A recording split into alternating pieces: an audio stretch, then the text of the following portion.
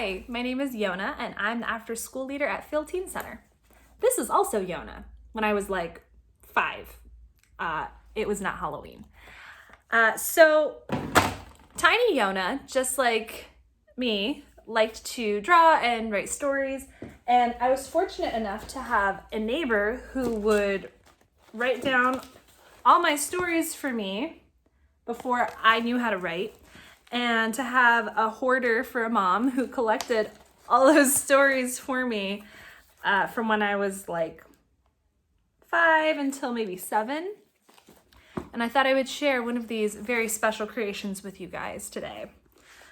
This story has no title, but it is paired with this beautiful handcrafted illustration of bees and stuff. Once, there was some detective bumblebees. They lived in a very small tree. And there was a mouse. She lived in a very small part of the grass. And its roof was made out of brush. And the mouse had enemies that were very dangerous.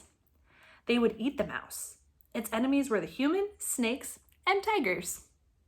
One day, a sunny day, it was very sunny for the detective bumblebees.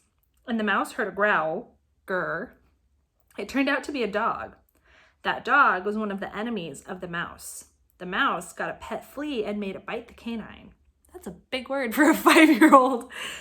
2 of the detective bumblebees saw a turtle, snap, snap, in parentheses, which went snap, snap. Okay, cool. And the turtle saw a grizzly bear, and the turtle ran. Okay. And the bumblebees, the detective bumblebees, flew.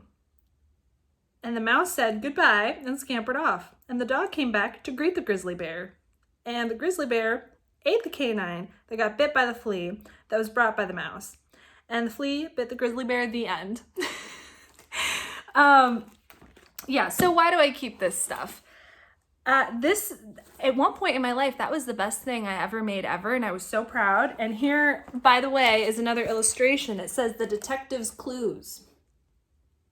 So ponder on that mystery. So it's just really cool to have these reminders of how much I've grown since then. I mean, obviously I've gotten taller. My fashion sense has changed somewhat, but I still like a lot of the same things. I have this whole bumblebee period that I went through, apparently. I really liked Hercules and Xena, which I still think are pretty cool. I really liked horses.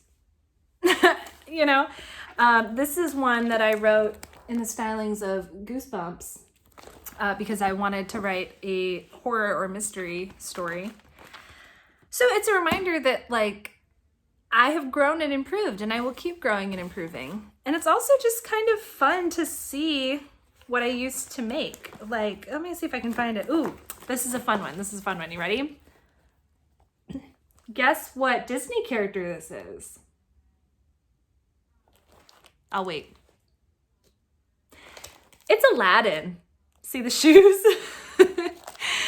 So it doesn't have to be the best thing ever or a perfect creation to make me smile today or to inspire me today. I don't know that I'm necessarily going to write, a story about a bumblebee and a mouse, but it does remind me that, like, I don't know, for a 5-year-old, that's not bad. That's pretty good.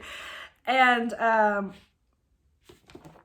yeah, I'm glad that I did it, and I'm glad I have a record for it. So anytime you feel tempted to, like, crumple up something you make and throw it away, burn it because you're embarrassed, just, like, stick it in your closet, and later you'll either be embarrassed in a good way or you won't care anymore, and you'll just be glad that you can see this thing that you made. So you have my permission, I know you were waiting for it, to go out and make something bad and ugly and to save it for later because you might want it.